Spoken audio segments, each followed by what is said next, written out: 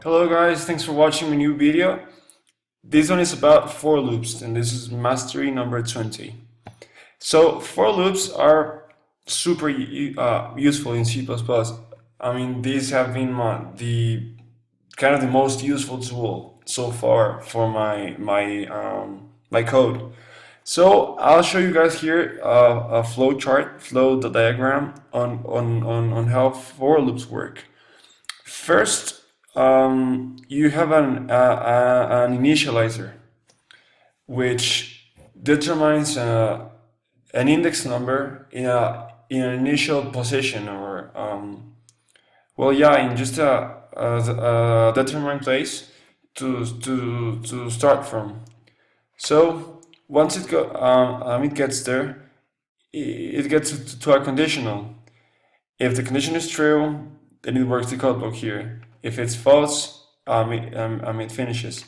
But every time after it works the code block, the index number makes an increment or decrement, depending.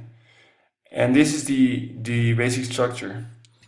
My initializer is an integer, and it's called I. It could be anything, and I starts at 0. And then it's gonna my for loop is gonna work my code in here for as much as I is lower than 10. And every time it runs the code block here, then it's gonna make an increment of 1 every time. But I could say I minus minus and this decrement, etc.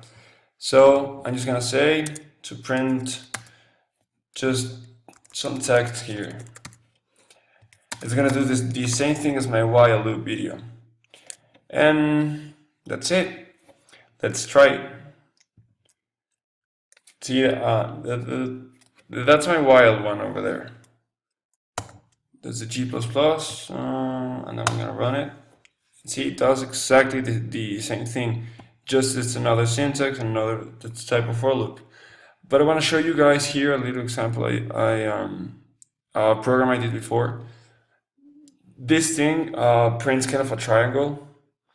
So as you can see here, I have for loops inside for loops, and I'm using in the previous index from the other for loop inside my new for loop, and I'm making reference to other parts and elements of my program to work my for loop. Like in this case, it's the s variable here that it's given by the user over here. It gets it here and works this out. So well,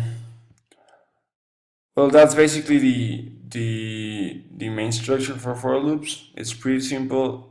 Work your way around it. Make some examples. If you have any questions, let me know. Thank you.